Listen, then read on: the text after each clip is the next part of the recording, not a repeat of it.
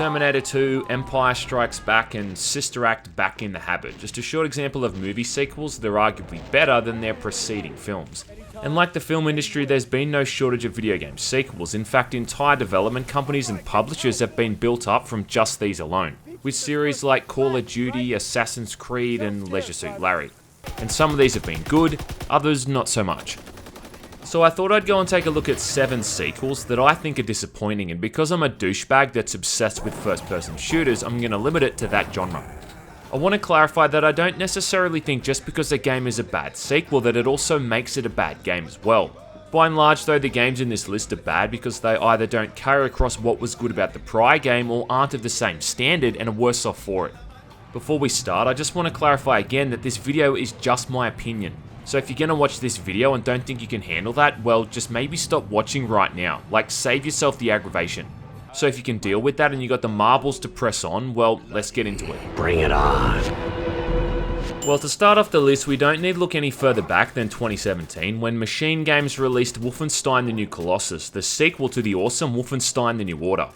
But whereas The New Order was an enjoyable, violent and mature shooter with great characterization and some superb set pieces, The New Colossus instead chose to focus on the storytelling and the cinematic aspect over the gameplay. The thing is though, is that the story wasn't all that good. Shit. And what we got instead of long segments where we're able to kill things was long segments where we watched cinematics with contrived and cringy dialogue. On top of that, the game was extremely inconsistent with its tone, like at times it seemed it wanted to tell a dark and gritty story, dealing with themes like domestic violence and torture, but then in other scenes it used violence almost as the punchline to a joke.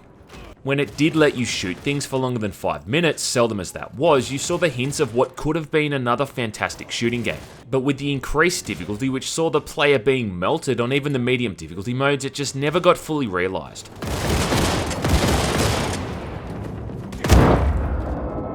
Look, I could honestly shit on this game until I ran out of toilet paper, but I think I've done that enough in other videos, so I'll keep it moving along. Hopefully they can fix the franchise for the upcoming sequels in 2019. Monolith Productions' 1997 build engine masterpiece is one of the best of the old school shooters, and they followed it up a mere year later with Blood 2: The Chosen, running in the fully 3D Lithtech engine and being released around the same time as Half-Life and Quake. In fact, it was even rushed ahead of its release schedule to compete with those other titles. Taking place 100 years after the events of Blood 1, after the destruction of the Cabal cult, Caleb has apparently spent all that time doing jack shit, somehow managing to lose most of his charm and personality along with his will to live. The Cabal, however, spent all this time rebuilding and becoming legitimate, turning it into a global corporation called Cabal Co, run by the sinister Gideon. Yeah, just Gideon, one word, like Cher or Madonna. Today I witness the fall of the great betrayer. And Gideon, of course, is an asshole who wants nothing more than to find and kill Caleb, who he deems the betrayer. Caleb then sets off to hunt down and kill Gideon, with the members of The Chosen being resurrected along the way. Ishmael! Now, there's a few reasons as to why this thing isn't as good as the first game. Firstly, the engine, which looked good for its time, just lacks the appeal and creativity of the pixel art from the first game. Some of the pixel art in Blood 1 is downright artistic, and it shows off a high level of talent and skill, able to keep things extremely detailed and varied within the constrictions of a limited engine. With the shift to a 3D graphics engine though, everything just looks kind of generic. Not to mention a lot of the environments often get recycled 2 or 3 times, like the same train ride, the same train station, city streets and corporate offices. In comparison to other games at the time like Sin, Half-Life and Unreal, the enemy AI in this one is downright stupid, and their tactics pretty much just consist of running around until they're in your line of sight, then shooting at you. There's no attempt from them to avoid incoming attacks or retreat, flank or any of that kind of thing. Not to mention this game adds the Shikari, which are one of the most annoying enemies in the entire series. One of the best things about Blood 2 though is all of the new guns you can play around with, and weapons like the Napalm Launcher, Tesla Cannon and Flare Gun all make a return, but they seem less fun to use for some reason. They're also far less useful than guns like the SMGs or the Assault Rifle, which are effective pretty much the entire game and don't ever need to be replaced because of this. I think Blood 2 also lacks a lot of charm and character, with far less pop culture references, and a lot of the jokes just miss the mark entirely. Somebody check the men's room for a huge ass. The voice acting is still pretty good, but the cinematics are just really bad. Like, it's often these extreme wide shots with the characters just standing in place for 2 or 3 minutes delivering boring dialogue. That's unexpected! Large chunks of story were either edited down or removed entirely as well, making the whole thing feel very disjointed chapter to chapter. And the last chapter in the other world feels sloppy and rushed, as does the ending. There's also odd design choices too, like the option to play through the campaign as the other members of the Chosen. Like, the idea here is that these other characters have different stats for health, armor, ammo, and so forth. But playing as these guys skips all of the cinematics throughout the game, making this just kind of a redundant feature. Not to mention the whole thing has heaps of bugs, and I can remember it crashing all the time back on my dad's Pentium 3. Shogo Mobile Armor Division came out around that same time, and it was also developed by Monolith Productions. And I don't know if it was a case of resources being stretched too thin, but both of these games have suffered from it in a way, and neither are as good as they could have been. This is a surprising development. It's not a bad game, but it is a bad sequel, and it's so bad that I even forgot to bring it up a while ago when I did a video on the source ports for the first game. Somebody check the men's room for a huge ass. What happens when you make a sequel to one of the worst reboots of all time? Well, you get Medal of Honor Warfighter. At the time Warfighter came out, the series was about as relevant as Milli Vanilli, but that didn't stop EA from having one last stab at it in 2012. I don't know a single person who's played this game when it first came out, and there's a reason for that. It's complete garbage, and that's a sentiment that lots of people seem to share. Most big gaming sites like IGN and GameSpot gave this one really average scores, which for these guys is the equivalent of anyone else giving the game like a 1 or a 2 out of 10. Part of what makes it all so terrible, I think, is that it's just one of the most generic military shooting games you're ever going to play, and it doesn't really have an original bone in its body. Everything you'll do in this game you've done 100 times before. Moving through the same looking Middle Eastern or European looking environments over and over, taking on the same looking insurgent and terrorist type enemies. Enemies just hide behind cover and shoot at you. You wait for them to come out for that second or two so you can pop them in the head, then you just repeat this a couple of dozen times per level. It's boring.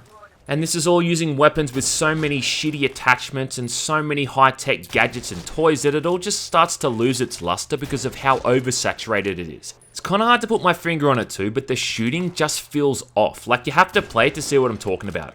And it's also got really slow weapon reload times considering the type of game it is. Like, this is not a tactical shooter or anything with realistic weapon ballistics. This is your run-of-the-mill modern shooting game, and it just feels like it takes longer to reload guns than it should. Not to mention, it also has what I think might be one of the most drawn-out car chases in any first-person shooter I've ever played. I mean, this thing just goes on and on. Do whatever it takes to get that cell phone, Preacher. That's what we need. Better get used to this chase mechanic too, because they reuse it a couple of times throughout the campaign, and it never gets any less boring. Warfighter uses the Frostbite engine, which all things considered still looks pretty good, but the loading times are horrendous, even now on more modern hardware. And on top of all of this, it's just not a very interesting story. With characters who have names like Mother, Voodoo, Preacher that just sound like they were picked out of a hat. And the voice actors are guys with just generic American accents who all look like this, and this. Cinematics usually just someone standing around a wall of intel talking on a mobile phone, which may as well just be a wall of text because that would be just as interesting and engaging. About the only thing that I did like in Warfighter was how you could choose how you wanted to breach and clear certain rooms, and you could unlock different methods by earning a certain amount of headshots. And even though they were only visual without having any kind of tactical advantage, it was at least kinda cool watching these for the first couple of times. And I mean, it made it more fun than the way it got portrayed in most other shooting games where the doors seemed to turn to chalk when someone kicked them in. Also, my boy El Presidor spent a fair bit of time playing the multiplayer, and watching him screaming his lungs out on his channel was way more fun than playing this thing could ever possibly be. What? God, this is... Fuck! I want my money back from this game! This game sucks! Still, this game is boring as hell, and it's easily one of, if not the worst game in the entire Medal of Honor series. And it sold poorly enough that EA pretty much has put the entire franchise on hold, and you know what? Maybe that's a good thing.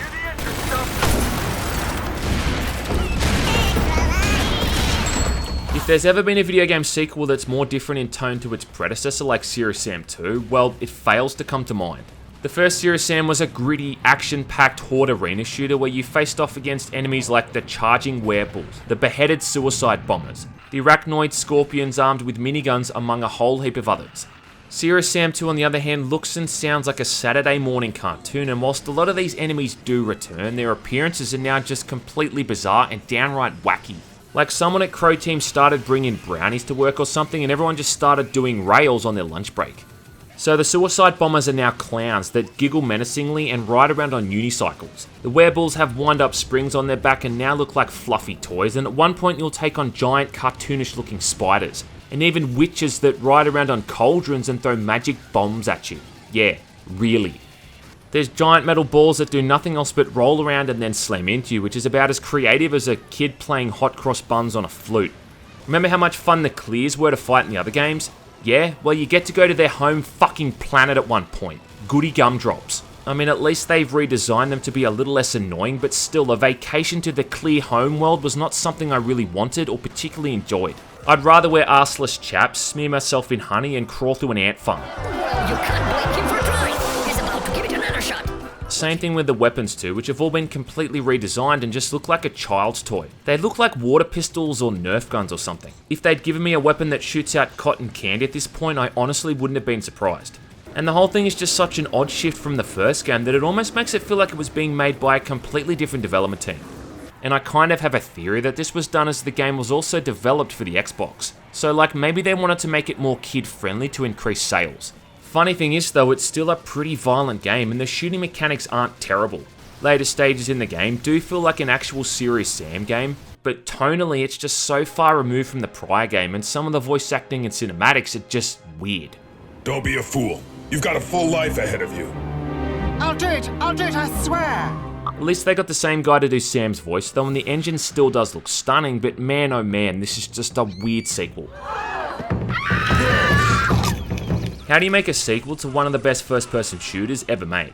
A game that lets you progress through a flowing game world without interruptions, exploring large, complex environments and taking on various creatures at your own pace with an amazing soundtrack to boot. Well, according to Legend Entertainment, you bog the player down with frequent cinematics. You introduce a bunch of characters with boring voice acting and you fly from planet to planet for each generic mission. That's what they did for the sequel to Unreal anyway, with Unreal 2 The Awakening. Yeah, more like The Sleepening, because this game is so boring it puts me to sleep. Unreal 2 came out in 2003 for Microsoft Windows before being ported to Xbox later on, and it didn't get the best reception for mostly justified reasons. It kinda sucked.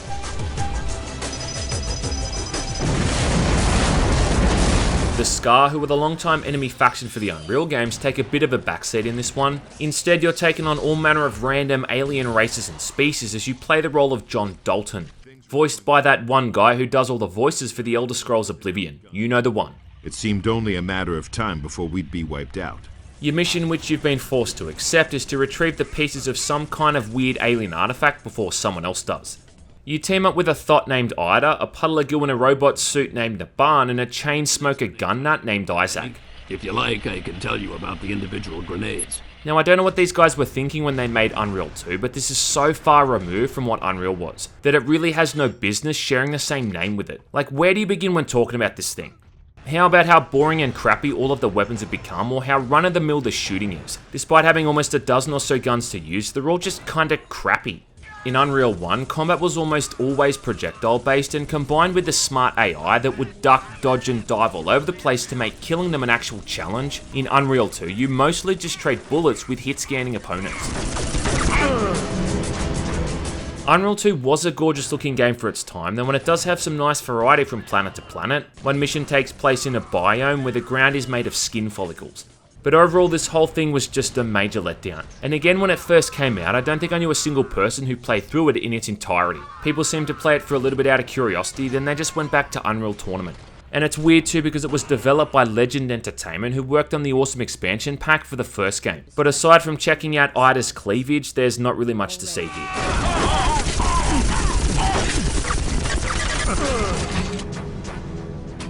After the relative success of Call of Juarez, Bound in Blood, which showed Techland were actually capable of making a good game, they decided to follow it up with the abysmal Call of Juarez, The Cartel, widely considered to be the worst game in the series and just a really crappy game in general. You ready to throw down some chingazos? You know a game is bad when even the company's CEO refers to it as a mistake.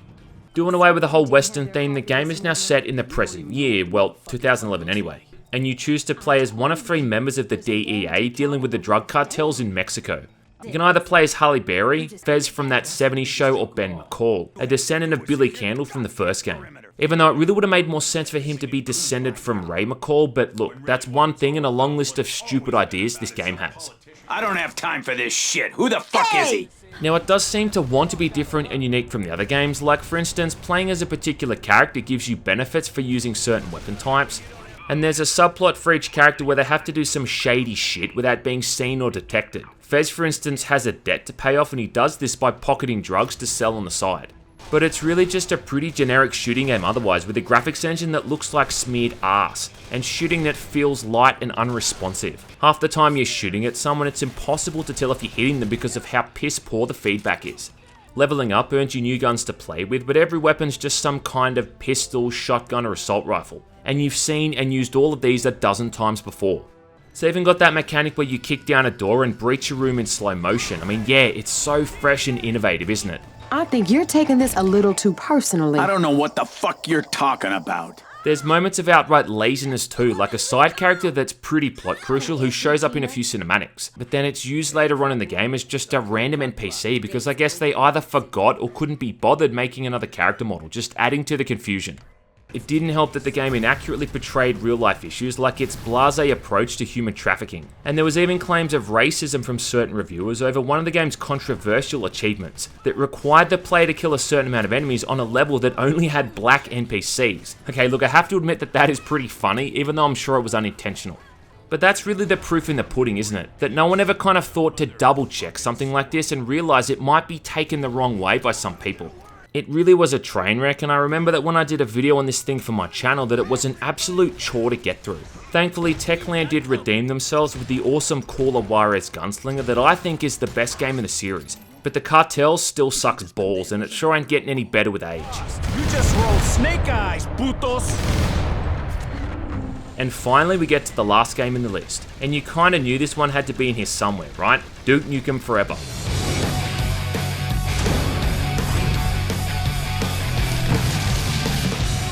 Never has such a large group of people waited for something for so long to be so disappointed, except maybe the release of Star Wars The Phantom Menace or the time we all waited for your mum. Originally beginning development way back in 1996, right after the success of Duke 3D, 3D Realms kept this thing in a perpetual state of limbo for years, until Gearbox picked up the rights and released it in 2012. Taking place after the conclusion of Duke Nukem 3D, Duke has turned himself into some sort of self-made icon, going into business with his own casinos, strip clubs and burger joints, and basically becoming this giant celebrity. Kind of like Dan Bilzerian, I guess, but less of a douchebag. Of course, the aliens show up once again, they steal our chicks and generally just act like a bunch of dickheads. And Duke, having prepared for this ahead of time, is more than ready to kick gum and chew ass. I have to say up front that I don't think this is a bad game. I actually still had some fun playing it when it was finally released, but a fair bit of that is because of nostalgic reasons and the fact that I've been waiting for it for so fucking long, and there's no way that this thing was worth the wait. The ultimate tragedy with this one is that if it had have been released in the state it was, even 3 or 4 years prior, it might have been more well received. But the sad fact of the matter is that when it finally saw the light of day, it was already dated in more ways than one, and a lot of the comedy elements just seem kind of immature.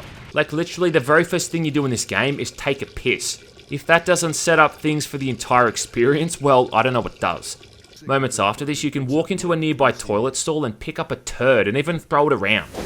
Now what? Shit finger painting? Duke Nukem, even as a character, just seems so out of date and out of touch that even the characters in the game seem to react to how odd and weird some of the things he says are.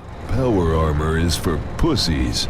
Well, okay, you want a gun instead? Replacing the traditional health bar is the addition of regenerating health, which is referred to as an ego meter, and admittedly upgrading this meter does kind of fit with the character. You can upgrade this by behaving like an alpha male, doing things like admiring yourself in the mirror, taking a piss, lifting weights, making fun of people who like hentai, that kind of thing. Schwacked. But that's just sugarcoating the fact that it's really just another lazy regenerating health shooter. And without doing these ego upgrades, you'll have a bit of a rough time in combat because of how unbalanced it is. Like, it seems you can survive a dozen bullets to the face, but if someone hits you twice with a melee attack, you seem to go down. Yeah, makes sense. Also, the boss fights are some of the worst things ever created by another human being. It is good seeing weapons like the shotgun, the Ripper, and the Devastator make a return, even if they do feel watered down. And I like the fact that there's a high level of environmental interactivity, which is the sort of thing that I still think is impressive to this day. I enjoy some aspects of the level design, like the vehicle sections are pretty neat, and the opening ones in the casino where you're shrunk down are really clever.